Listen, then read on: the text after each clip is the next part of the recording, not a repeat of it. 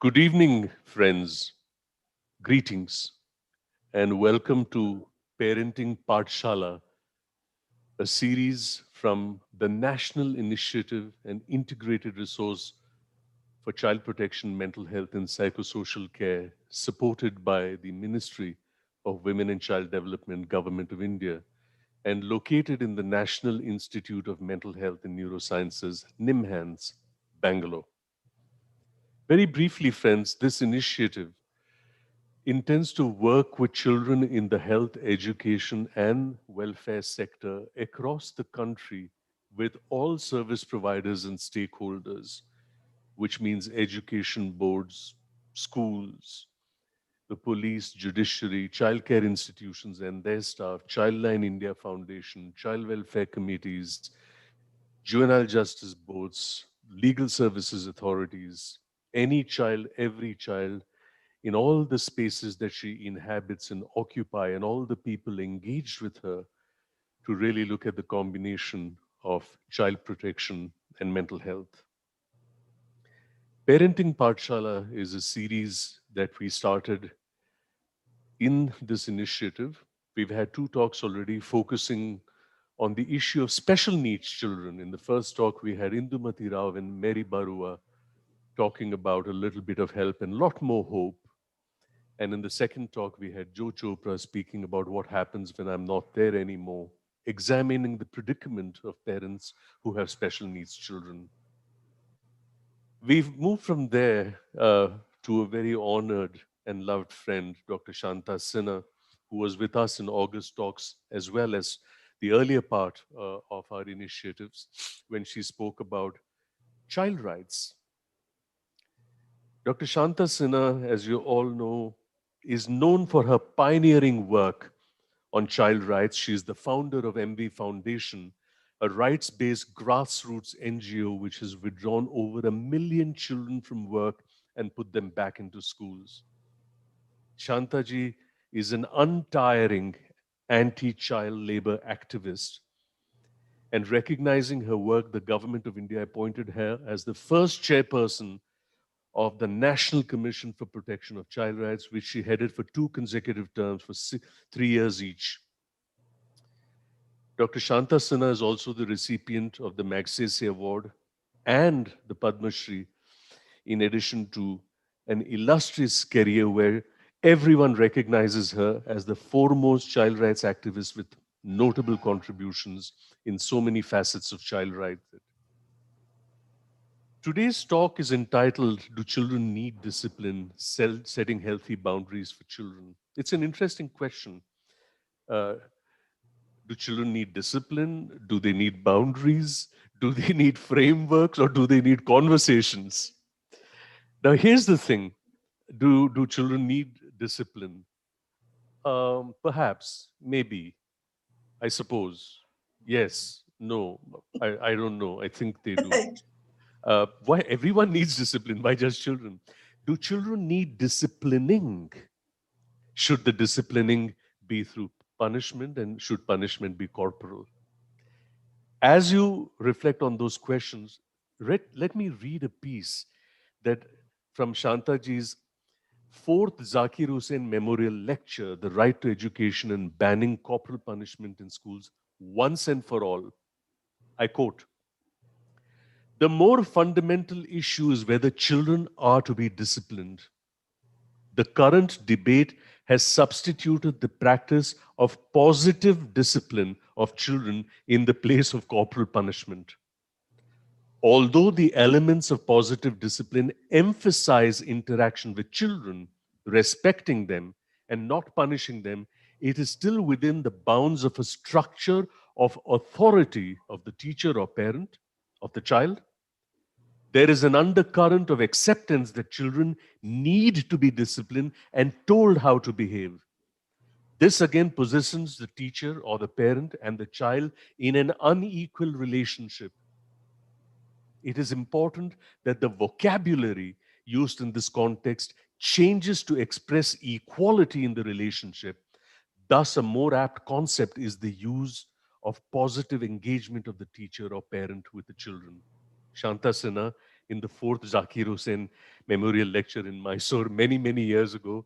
I hope Shantha remember this. Shantaji, Thank you. welcome to Parenting Pathshala.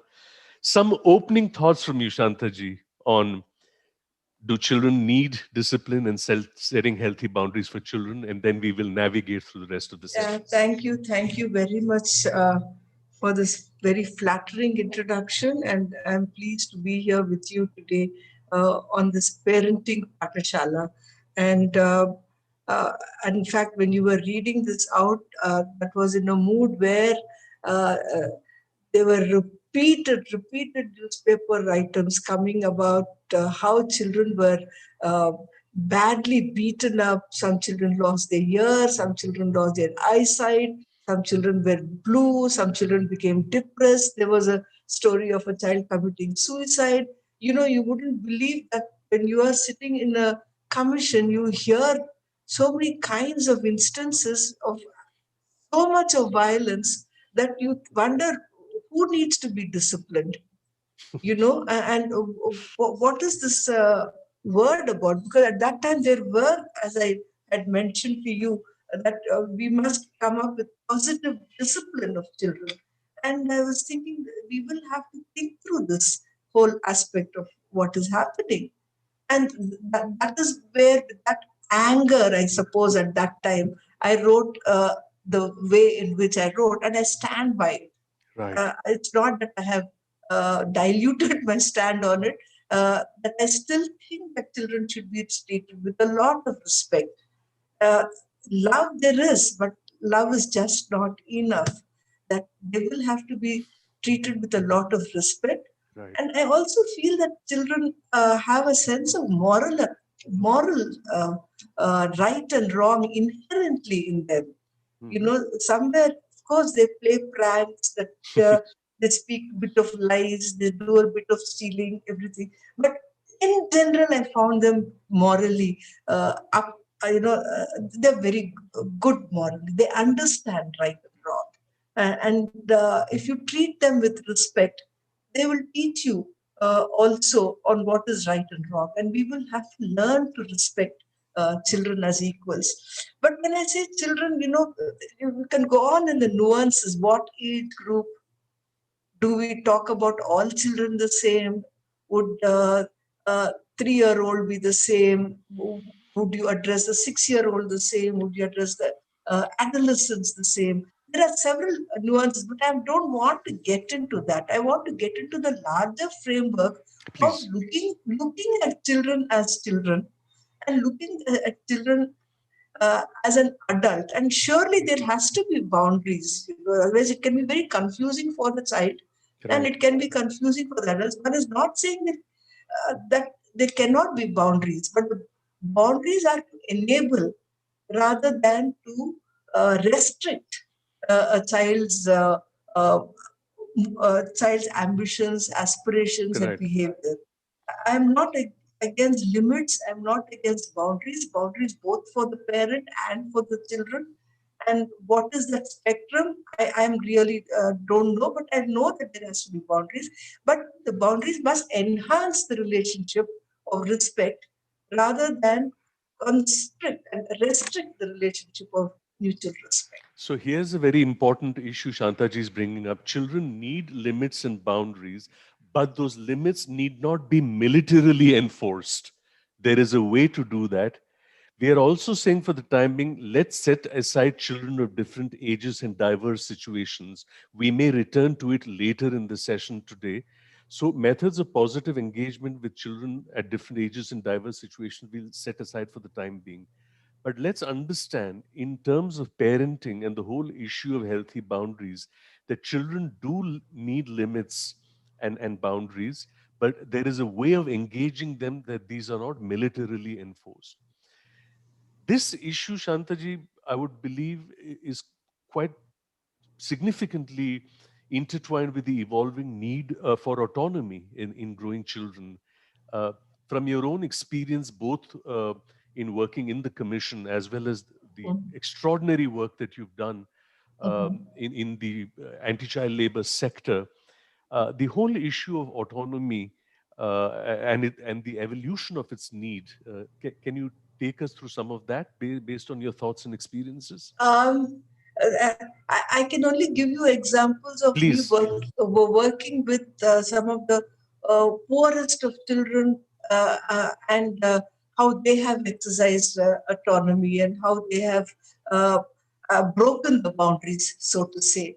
And so I will be limiting myself to those experiences because whatever we did, when you mentioned that we had put 1 million children to school, it could not have happened without the 1 million children exercising autonomy. Right. You know, even an 8-year-old child had to take that very historic decision in her life that she will no longer do domestic work, that she will go to school. And ultimately, it was her decision, right? There was a boundary, defined boundary about her work, what she should do as a girl, or the boy, what he should do as a farm servant or as a cattle herd. He had to go within that cultural boundary, within that socio political boundary, within the family. But then he had to take the decision to break that boundary more than anybody Right. else. So Right. I think we have to respect that autonomy that children have exercised. And how come they came to exercise that autonomy? If I can go a little further on that, Hmm. this exercising of autonomy is also called agency, Right. and how did they do that? That can happen sometimes accidentally, where some children exercise autonomy to run away from home to Hmm. become street children, and that may not be the right path for the child because Right. there's no guidance, there's no mentoring, and the future of the child is totally at risk. Mm. But here we are talking about a condition where you're mobilizing communities, where you're creating an atmosphere that it is wrong for a child to be exploited, it's wrong for a child to be out of school, and you're raising the ethical content of what the community is actually saying and doing. So Right. when children know they're being discussed, when children know that somewhere the aunt is discussing her, some neighbor is discussing her, the farmer is discussing her, the school teacher is discussing her, she is also part of that environment and she says, this is the opportune moment that I can take this decision. Right. And there have been many uh, ways in which these girls have taken decision. I was quite moved by the way they exercised autonomy and their decision. Now, a young child, 11 or 12-year-old girl, decides that she will go to school just as how her friend has gone to school Hmm. and no more take care of a younger sibling. So she had the tools that she had of protest was that she would stop talking in the house, Maunavrat, or she would not sweep that day, or she will not comb her hair, she will not have a bath. So there were little forms of protest and satyagraha within the house where she becomes such a big nuisance, Mm. trying to tell the parents, look, I'm not asking for something that is incorrect. She thinks what she's asking for, what she's fighting for is a correct thing. Right. Then the parents relent. Sometimes if they don't relent, they even run away from home to seek support from. We were at that time running bridge course camps, so they would come running away. And then we had to do a lot of work talking to the parents, giving them confidence. Let me tell you, the same parents who opposed were so happy to see the child changed overnight within 14 days to 1 month. She's so different. She has red ribbons, she has a pen on her flat like that, and they can't believe it is their own daughter, or they can't believe it is their own son. So that historic decision transforms her. It has transformed the parent as well, and that I Hmm. think is what I think children exercising autonomy is about. It transforms everyone, the school teacher. I'll go into it later, but I Right. think autonomy is important. Right. So as we recognize the issue of, let's say, limits and boundaries and the democratic way that this can be negotiated in parenting, and as we also recognize the importance of agency and autonomy as major aspects that in the process of parenting you can enable in a child. And when that does not happen, the kind of historic decisions that children make that Shantaji spoke about, this is to remind all viewers that please do put your questions and your thoughts on chat, and I will try to take as many as possible in the course of the talk today. So this is an invitation for you. You've all been remarkably active on chat in all the programs that we have done. So we've spoken about limits and boundaries and the healthy ways in which it can be promoted in parenting, to really look at the whole tensions between the word discipline and between boundaries and between frameworks and conversations. We've also spoken about the important construct of personal autonomy and of agency. Taking off from here, Shantaji, uh, to some very two very immediate issues. One is, though this work that you had initiated when you were in the commission was focused around schools, Mhm. discipline and corporal punishment have often been related together. And the truth is that corporal punishment is not restricted just to schools, it happens in homes as well. And,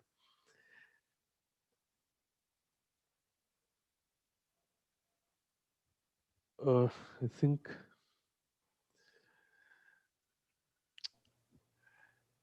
we, we have, Shantaji, are you able to hear me?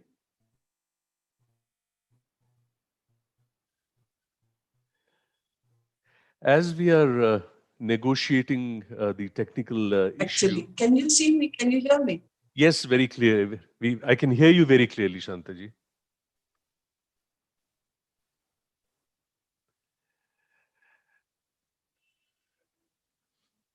Right. As we are negotiating this technical issue, just to let you know that during Shantaji's tenure as the chairperson of the National Commission for Protection of Child Rights, a very major initiative had been started against corporal punishment in schools. And the point I was making, ladies and gentlemen, is that corporal punishments, abhorrent as it is in schools, is equally problematic in homes, because it's precisely structures the Right. kind of power dynamics that Shantaji, your thoughts on when you had initiated this, what were the premises of adult-child relationship, teacher, student, parent, child, that really formed the basis of this practice of punishment as a method of discipline? And where did the commission want to take it from there into healthier, more democratic,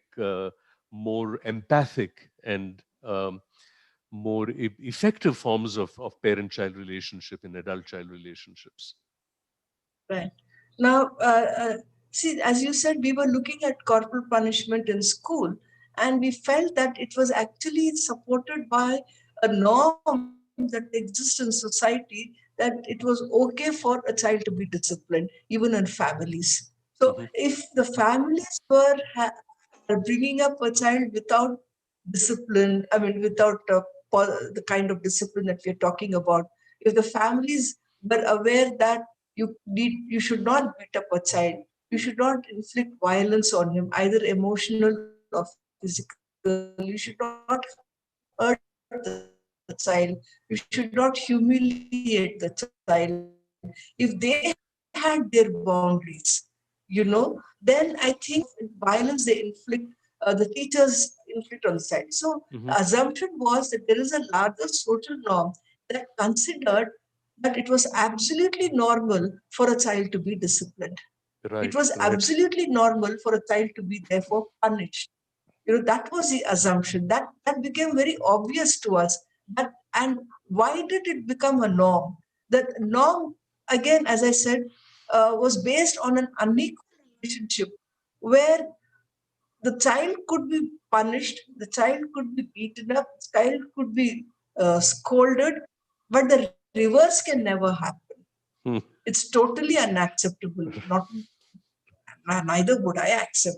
Uh, but it was almost likened to the patriarchal norms, Right. where a man could subject one woman, violence on a woman, but then the reverse is not acceptable.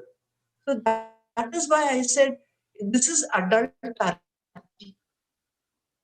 norms that control women.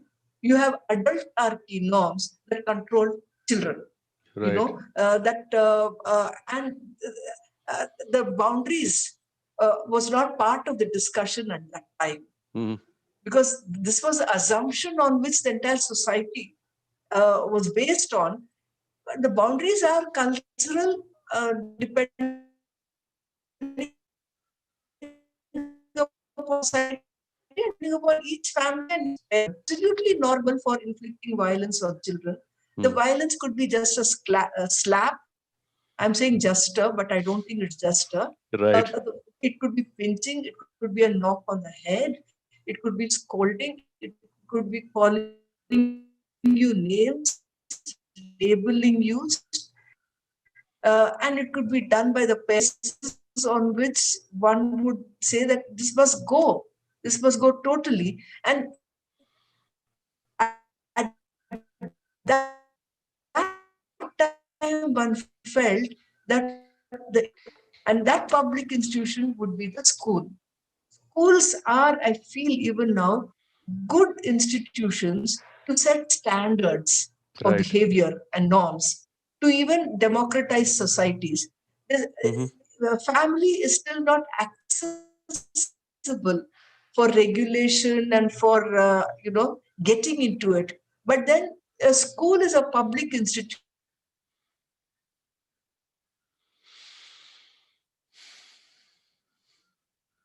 that lets work with schools to tackle the issue of absence of norms on behavior of an adult through and a child. Right. Is As it clear? oh, yes, there's some tech issues, but I think the point is coming through very clearly about in the context of concerns around children, the balance Right. between parenting and schools, and how sometimes schools, oftentimes schools can be emotionally corrective spaces. And as Professor Krishna Right. Kumar has said in the past, they schools need to act as counter socializers uh, and emotionally corrective spaces for those children who come from homes where the parenting is harsh, Sure. and so on. As we raise these issues, the first set of questions have come on chat, Shantaji, and I would like to put to you two issues that really look at this whole differentiation of and decision. And Again, these are from Dr. Subhranshu Aditya, who asks, if a child in a family asks for something or demands something, who decides on what basis what the child is asking is correct or not? There is a corollary to the question: how do you differentiate autonomy and agency of a child from tantrum or just being a nuisance? Who decides and on what basis? it's a very, very interesting question. I, I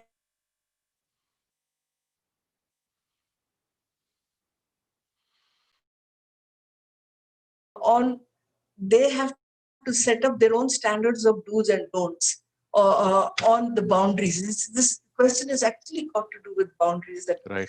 you had raised about. And depend upon throwing tantrums. If it's a 3-year-old or a 4-year-old, then you can't give a moral lecture to the child. Right. You will have to pacify the child a bit, I suppose, and Right. you will have to sort of then tell a child that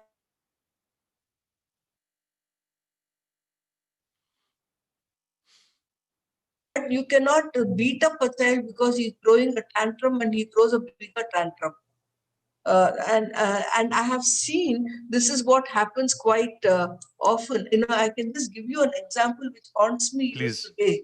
When a long time back, I was traveling by train, and there was this in a third class AC compartment. There was this 2-year-old child who was playing with a biscuit that fell on the floor, a very dirty floor, and the child picked up that biscuit and started eating. So this 23-year-old mother got so angry and beat up the child. Don't you have any sense that you eat up a biscuit that is on the floor like that, and it's not good for your health? Mm-hmm. And the child would cry even more. Then the father put the child on the berth, the third, the higher berth, Mm-hmm. and said that if you don't stop crying, I'm going to throw you off the train. And the child was petrified. There was such fear in him. Then I thought that, look, these parents need to be disciplined. These parents need counseling. Right.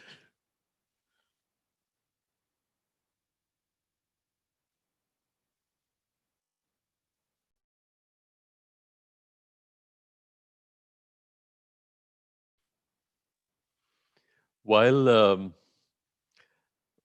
Shantaji was responding, with this example, and the net stability on her end gets stabilized.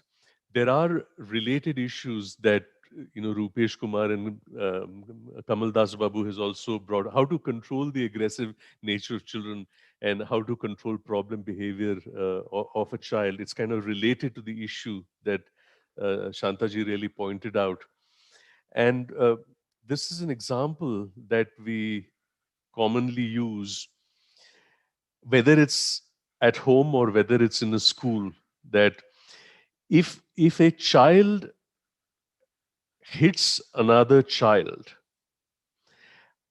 what are the kind of responses you have to the child who's aggressing, either as a parent or as a teacher? And there are these levels of response. One is that you smack the child.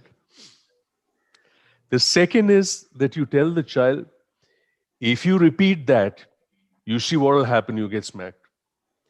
The third is you asked in an angry tone, why did you do that? Only bad children do this. The fourth is, I don't want this to be repeated again. But perhaps another response could be, what happened? Will you share with me what happened so that I can understand and resolve this issue? Wow. So Right. you see the variation in the kind of responsivity. So even when a child produces a report card to a parent, and the parent is understandably disappointed. Now, there are several things that a parent could do. I mean, you could look at the report card, look at the child, look at the report card, look at the child, and shake your head. And you're not saying a word, but you've conveyed your disappointment to. Or you may say, how long is this going to continue? Or when will you, ever learn? I'm disappointed in you. You know, the whole issue, not just of physical punishment, but the whole humiliation that Shantaji Acting. spoke about, and the emotional kind of stuff, and how we are more balanced in the way that we respond to children, particularly when we are dealing with aggressive problems and so on. Shantaji, we did say that in terms of different ages and diverse situations and methods of positive engagement, we'll put that aside.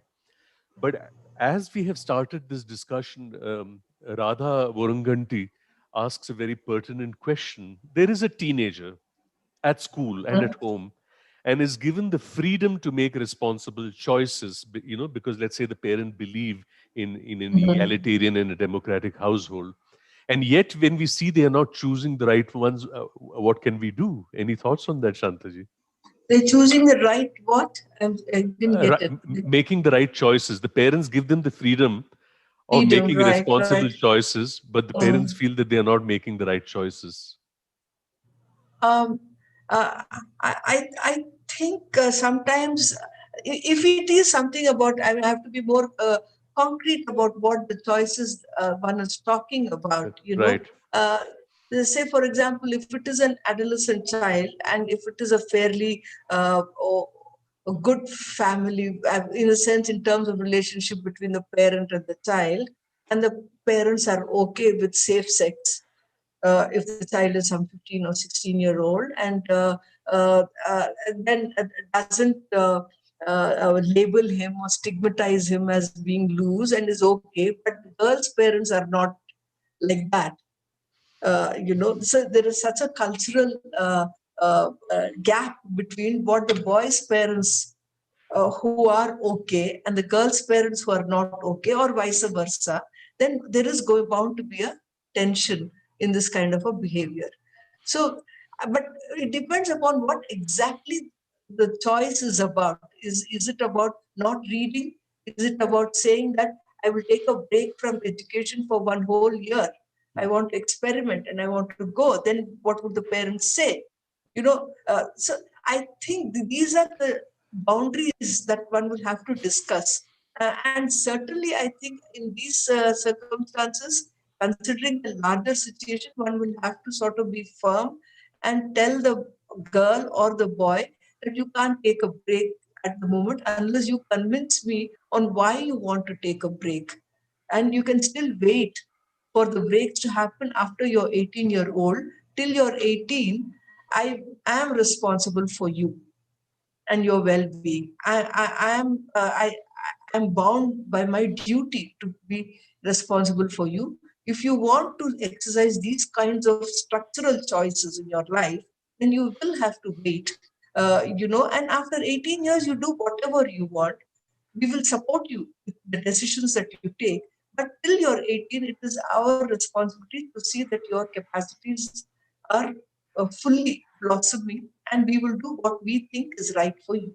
I think that kind of negotiation will have to happen. The issue of negotiation needs to be embedded in the framework that I would like to present for your consideration, dear audience, and for Shantaji's attention and consideration. This is indeed related to another point that has been put on chat by Shubhrangshu. What if the autonomous choice or choice of agency is precisely about this, about sexual behavior or acceptable means, to get pleasure.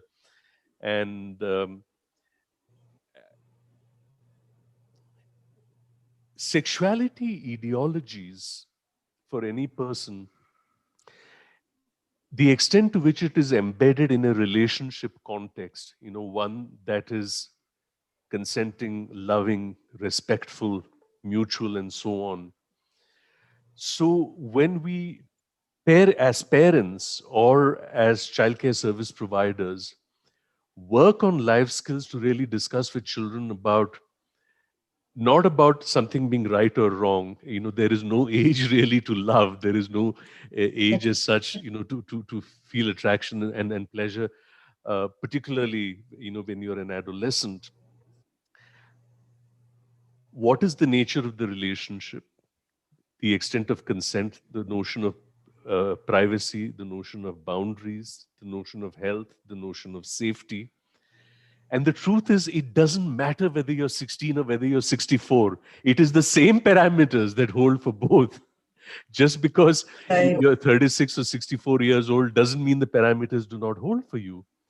And this is very critical to keep in mind. And it's related to what we mentioned earlier as the culture of conversations with children and the willingness to engage in dialogue. It is not that I'm enforcing a certain view or a decision on you, but it's my willingness and my comfort to discuss these issues. And when these frameworks and parameters are put in place, and this is what we started with, discipline, boundaries, frameworks, and conversations. And if you really have a culture of conversations, your children will always be open to come to you and speak to you on issues that were hitherto considered as taboo.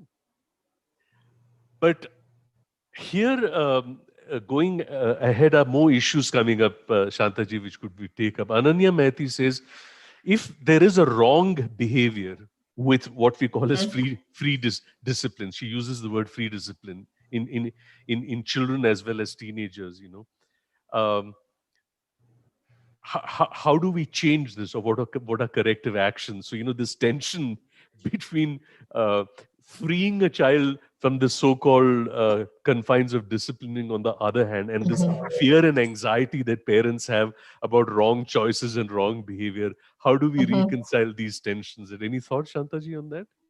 Um, uh, Really, I mean, I can only give impulsive responses to questions By, like like this. By all means, be as impulsive as the adolescents that we are talking about. But what I have in mind is the adolescent children around me, in the family, and and also in the society on this. Uh, Basically, as you say, there are boundaries even for the adolescents and their behavior, and they need to be told. And as you say again, that they need to be told in a manner to convince them, and where the parents will have to exercise that kind of conversation. It could be possible that the reasonable parent who is respecting the child is still not able to correct the child, is still not able to tell the child that these are the do's and don'ts. I will not accept it. Right. Then perhaps at that level, either the parent and the child need counseling to get an expert advice on how to sort of deal with a situation where the child is just not able to understand that he is going into risk behavior. And in my and perhaps the parent is so democratic, is not able to be the traditional kind of parent who will give him one back, lock him up in a room and say, I will not give you food till you change your mind. That is not what this parent wants to do. The Right. parent wants to correct him, wants to say, I still respect you, I still love you, but this is no way. But that's not working. That kind of an appeal is just not working, because the child is not only in the family, the child is with the peer group, the child with his associates, with a lot of friends, and perhaps a child is with the culture of masculinity, which is a part of a larger system. And Right.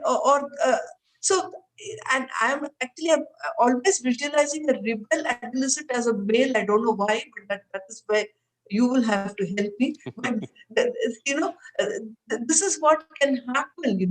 So how much can a parent do to a child whose life is 80% about the society, the classmates, the peers, and attractions that are happening there? There could be a drug abuse, there could be experimentation on many things. On such a kind of situation, how much of democracy, even if the parent wants to adopt, how much of a democracy can a parent actually, it can be implement? It can be very frustrating for a Mhm. democratic parent to correct a rebel adolescent child. And I Right. think, I don't know what the solution is, but it's a clear case of dilemma and sleepless nights for such parents. Right. Actually, Radha Varunganti continues with a very interesting issue, and about the Indian scenario. She says 18 years is still not an age when parents can afford to let go because they haven't even graduated. I have one point to make, Radhaji. Uh, you could be 50 years old and getting your 23-year-old daughter married, but to your 80-year-old father, you're still an idiot who can't make decisions. One of the problems we have is our failure to re-establish adult relationships with our kids when they grow up. And in fact, Indumati Rao said in the first parenting Pathshala, what is this term adult children? There's no such thing as adult children. I They're think you're right. adults. There's no Right, such thing as adult children. So that was right, right. in response to this brings us to an interesting point, Shantaji, which is a real bone of contention in contemporary parenting, and that's about social media, screen time, mobiles, and so on. And how Raghavendra asks a question. He's a teacher that the kids' attractions towards social media and in terms of parenting, any thoughts on how this could be addressed Yeah. as a parenting Um, issue? at the moment, this seems to be a genuine concern with many of the, again, children who are teenagers, who have such easy access, especially in families like ours, and they can just get excited and go into secretive spaces on the net. And how do you do that? But I have seen this being tackled in the online classes, uh, again, where children are going to online schools, where they give them a lot of homework to do online. Hmm. I have seen where they have asked a ninth grade child, say in a school in Delhi, the Delhi school teacher makes them into a group of 4 and tells them that you should do a presentation on Russian Revolution. Mhm. You use online, but then this is what I want you to do. Or you give us a course on climate change. I want 4 of you as a group to come together and make a presentation on climate change. So in a way, the teachers have been very creative, where the children are forced to use the online, forced to use the material there, forced to do a homework, and they have no time to do the secret spaces that they are going to, because they have to present this before True. school and it is Mm, still online. So I mm. think we will have to come up with ingenious ways of taking their time off the online, or they use it to do the kind of sites that they have to do as homework to come back to school. So the curiosity about uh, things which are dangerous should be, I suppose, shifted to curiosity about issues that are that gives them information, knowledge, analysis. And that is how I look at it. This focus of parent-child relationship around the whole, screen time, time spent on the mobile, social media, online gaming, pornography, Facebook, FaceTime, WhatsApp, uh, add to it the whole COVID thing and everything gone online. How do we reconcile these tensions is going to be a fairly challenging parenting agenda Yes. going ahead. And one of the things that I just like to draw to the attention of the audience is there are a certain group of children and adolescents who may have what is clinically defined as an internet gaming disorder. It's a large group of conditions which are known as behavioral addictions. They need to be Mm-hmm. seen professionally and seen otherwise. But Mm-hmm. if you look at children and adolescents and their relationship with gadgets and media and so on, and you look at them as a Gaussian curve, uh, the outliers, those who have gaming disorder and behavioral addiction on the one hand, and those who have absolutely no access to this, and the large chunk of people who have, reasonably negotiated use that. So we need to see it in this kind of a paradigm uh, to decide in a given situation at home with a given child, a given adolescent, and a parent what our disposition would be.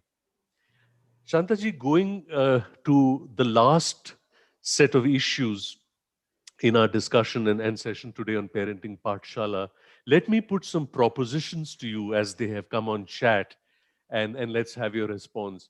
One proposition comes from Dr. Shubhrangshu. If your child complains to the parent, your mind is so close that it's impossible to convince you. It's easier to hide from you than discussing anything with you or convincing you. What would your response be, Shantaji? Agreed. There you are, Shubhrangshu. You cannot have a more succinct response than that. That your parents are your parents. They could be your friends, not necessarily your best friends. And I think even among the large social circle that all of us have, we do have our differentials of the nature of relationship and the kind of intimacy that we have with them and the conversations that we have. And I think it's natural to have that kind of a disposition towards the way that we negotiate our relationships. That second proposition, Shantaji, from Shabnam Reviz: how can teachers, how can teenagers' behavior be analyzed as a parent when a teenager is 1,000 miles away? The parents are in one place, whereas the adolescent is somewhere else. And how does parenting play out long distance?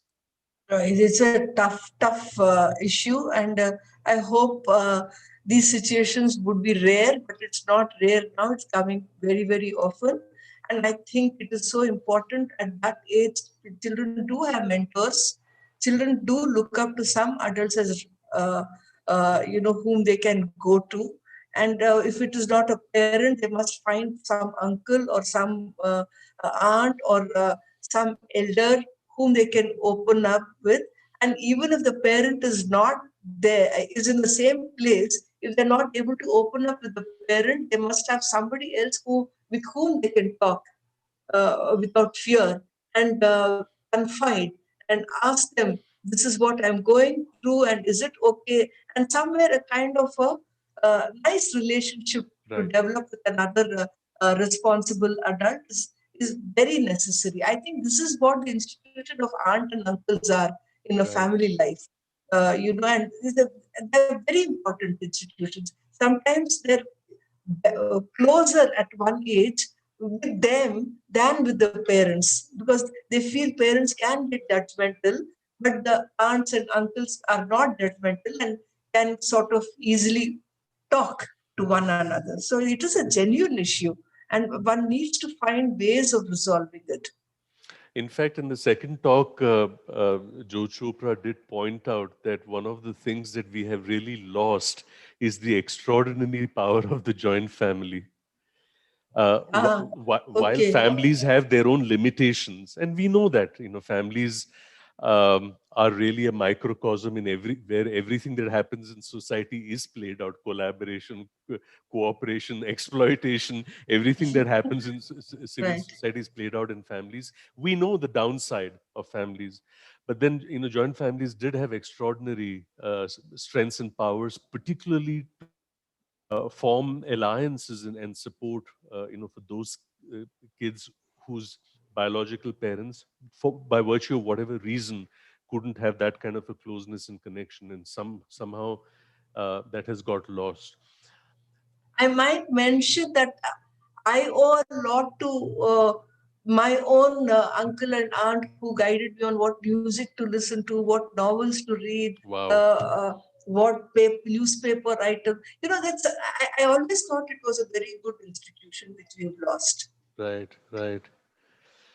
Another proposition, Shantaji, from Raghavendra again.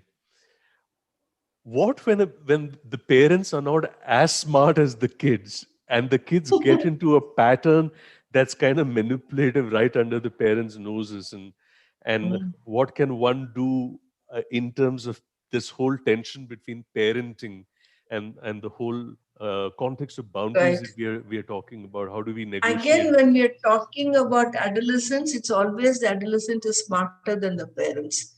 That is what I have noticed, and the parents are at a loss. And because they know reason is not working with them, conversation is also not working with them. As I told you, that they're not influenced only by what is happening at home. I mean, we seem to forget that these children are somewhere in a larger social milieu, absorbing many things that are coming to them, and Right, they're beyond that. This is the generation gap, or whatever one would call, and that is why these children also think the parents don't know anything.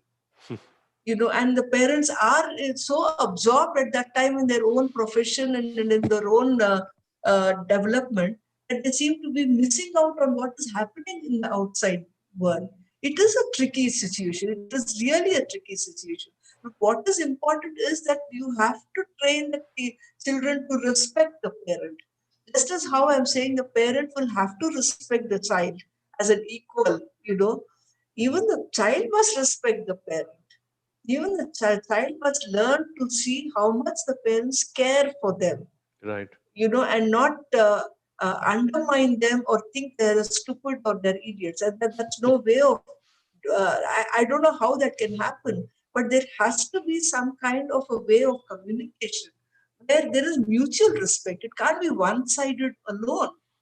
The child should also respect the parent, not as an adult, uh, like what you sort of privilege your adulthood, and therefore you respect me. They're old, so you respect. It's not like that. You respect them as a caring human being who is your parent, right. and it's very important.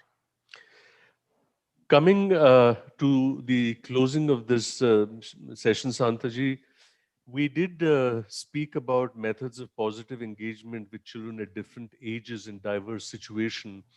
We are aware of your extraordinary work with child rights, particularly children coming from difficult circumstances, and the kind of parent-child interactions that occur in conditions of vulnerability and adversity.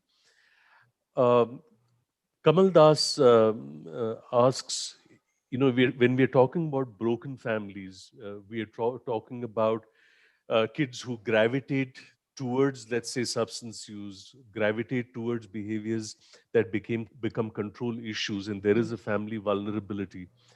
And in the whole context of the work that MB Foundation did, and many of these children who were in child labor come from such backgrounds, that how did you negotiate the whole tension of the parents who would probably have been complicit in these children actually coming into the labor force to begin with, for understandable economic and financial reasons? And what was the approach of the foundation from a systemic and a political perspective? Um, uh, First of all, we had a lot of faith in the parents and their own aspirations for their children.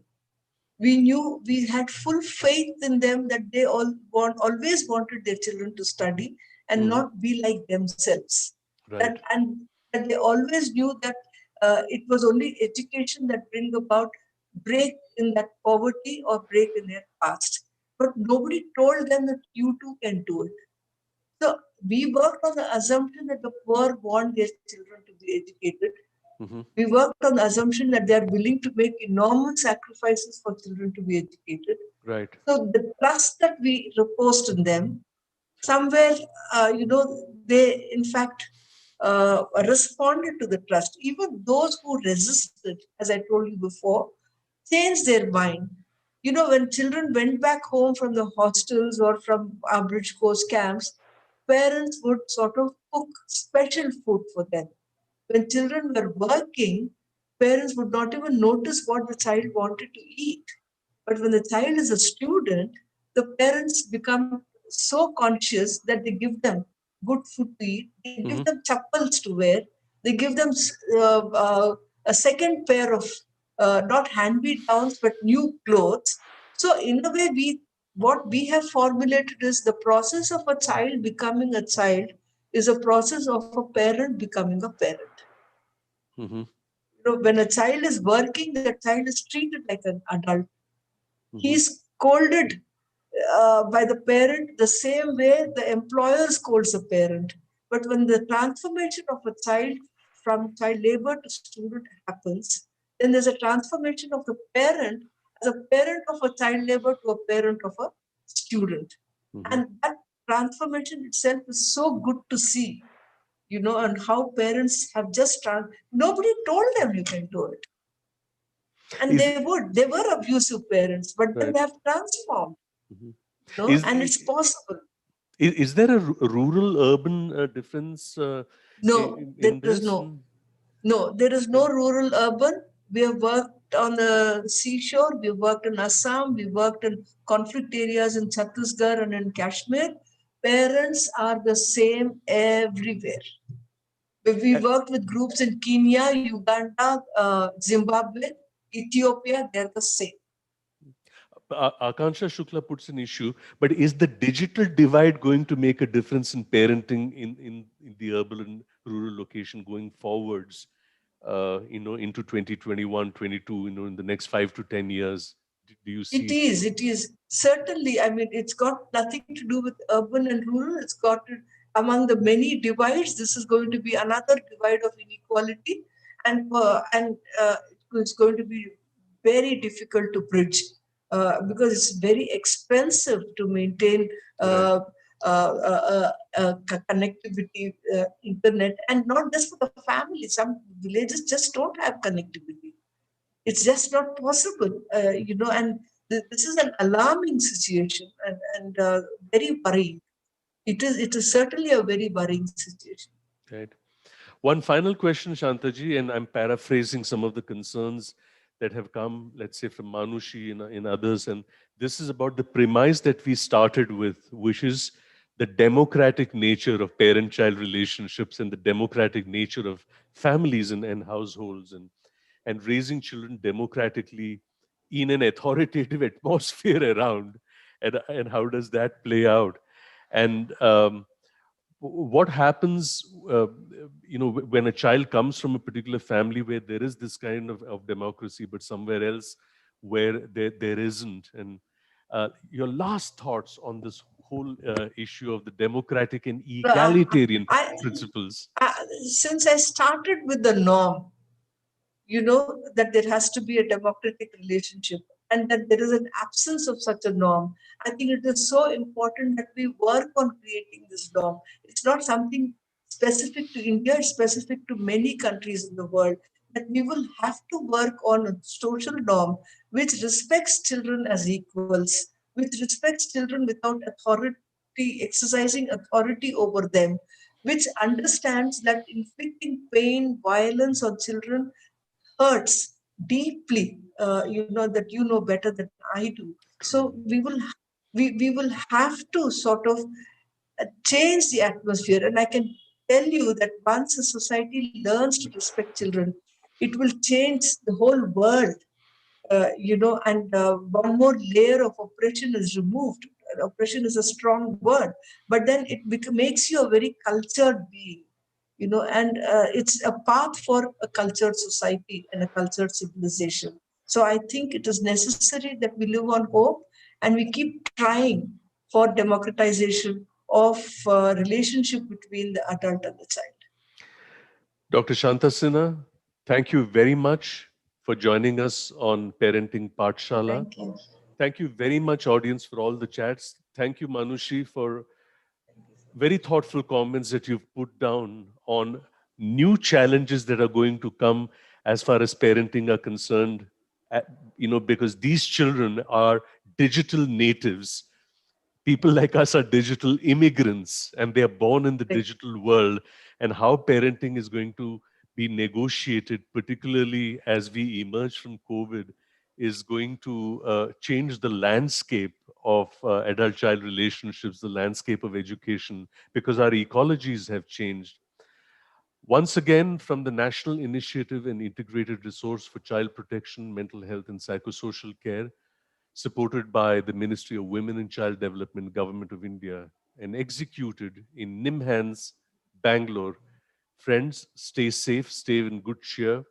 And I join all of you in thanking Dr. Shantha Sinha for the honor and Thank privilege you. in joining us on this Parenting Pathshala. Our series are going to continue. We have a session scheduled on Thursday, the 24th. Why is the sky blue? Where do people go when they die? Why do I have to go to school? An anthroposophic perspective on parenting with Nirupama Rao. Please do join us and subscribe to our YouTube channel. Stay safe, my friends. Shantaji, once again, an honor Thank you. Thank you and a very much. privilege. Thanks Good a lot. Thanks. greetings, my Thanks. friends. Thank you.